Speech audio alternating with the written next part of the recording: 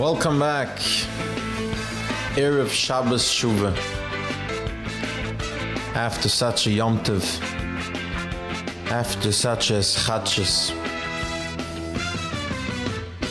after receiving this incredible gift that HaKadosh Baruch Hu gives us every year, B'roi v'rachma v'chasadov, giving us a Yom Adin every single year, so that our so-called baggage doesn't pile up. We're now standing Shabbos Shuva, the Shabbos in between Rosh Hashanah and Yom Kippur, ben Kesel Osir. I'd like to discuss a simple idea Rabbi Yankele tells us from this Parshas of Torah, Shuvu Bonai. HaKadosh Baruch Hu is waiting for Klal Yisrael to do tshuva. Even now, as Rosh Hashanah had already passed, as we're already stepping in to Yom Kippur itself, the day of Kapara, the day of forgiveness, HaKadosh Baruch Hu is still waiting for us to do tshuva. We see Yirmiyah Novi, when he was leaving Klal Yisrael, as they were leaving Eretz Yisrael by the Chorban Abayis, they were crying, "Why are you leaving us?" And Yirmiyah tells them, had you cried even one time, we would have not found ourselves in this position. The Chorban would not have happened. There's a famous story after the war in Europe. They redesigned the maps and redesignated the borders of different countries. And in one little town, it came out that the Beis HaChaim, the Beis HaKvaros, ended up being in a different country. And the Yidden in the town came and said, "You can't do this to us. What's going to happen every time we have a Levaya, Rahman Litzlan? We'll have to pass the border, and they'll make us problems, and we're not allowed to delay a Kvura." And the government said, "Don't worry about it. It's a Levaya. We won't make any issues. Anytime you have a Levaya, you come to us. We'll give you a permit right away, no problem." Of course, as we know, sometimes in different countries, different things have different values.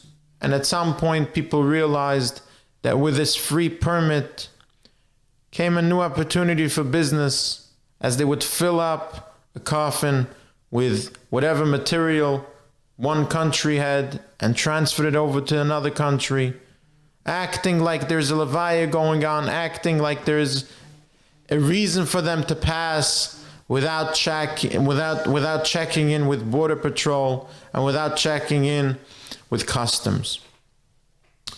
As they were doing these levayas, or so-called levayas, once a month, twice a month, at some point, one of the border guards realized something interesting. The people who were carrying the coffin, they were not sad. They were not crying. They were actually quite happy. So he decided to go down there and check out what's going on. As he went down there and requested to open the coffin, they were said, no, you're not allowed to open it. Rahman al-Islam covered a mess. So he called down some of his friends, some of the other guards, and they were like, no, we have to check what's going on here. And as soon as they tried opening the coffin, everyone started crying.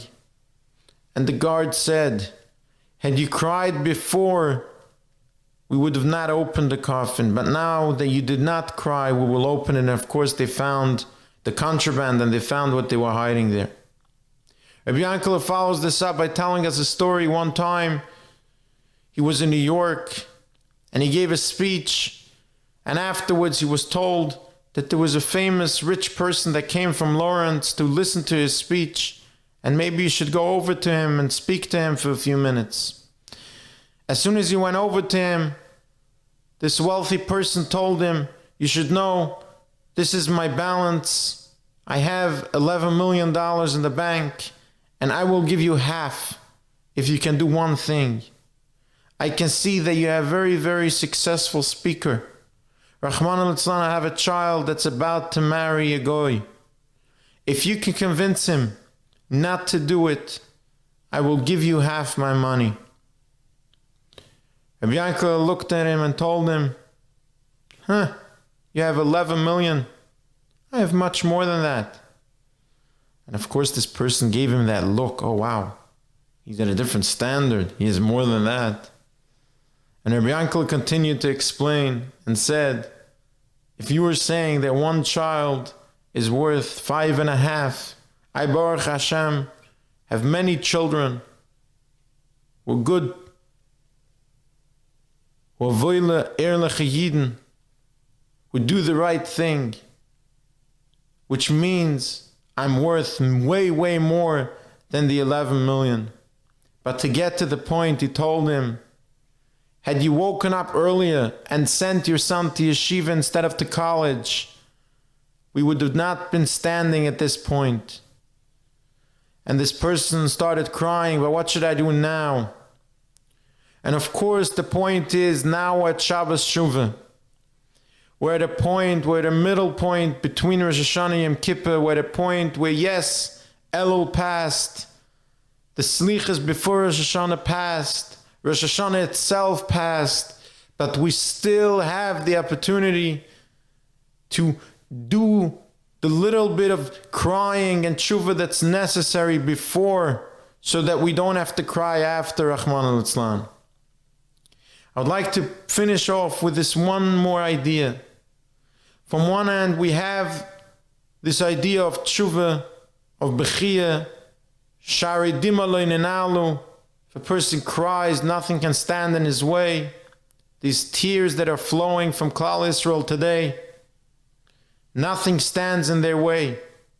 On the other hand, it is an incredible time of simcha. If a person realizes, if you look a little bit deeper on the way that HaKadosh Baruch Hu gave us a Rosh Hashanah, Ba'ahava, a Yom Kippur, He gave us these days, like we said before, so we don't pile up our baggage. He gave up these days filled with incredible, incredible ahava from Hashem to His Klal Yisrael. But indeed, maybe that in itself is the explanation for the tshuva, for the tears.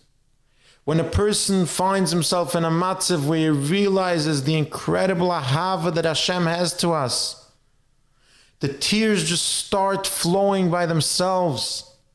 When a person stands there Rosh Hashanah, when a person stands there Yom Kippur by Kol Nidrei and realizes the incredible, incredible love that Hashem has for us.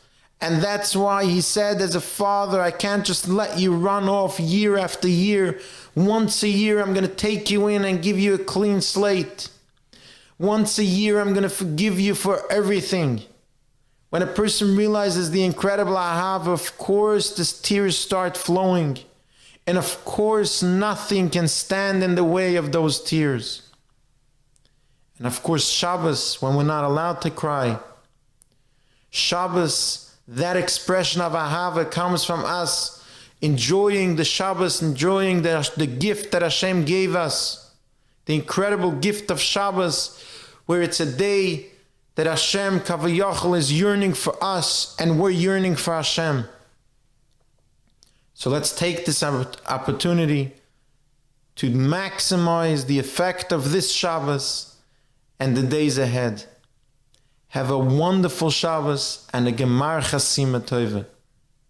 Thank you for joining me. I look forward to continuing this conversation, these discussions with you. And if you enjoy these conversations, please feel free to share them with your friends and family. And if you have a comment or a question, please do send them in. Again, a Gemar Chasima Tova.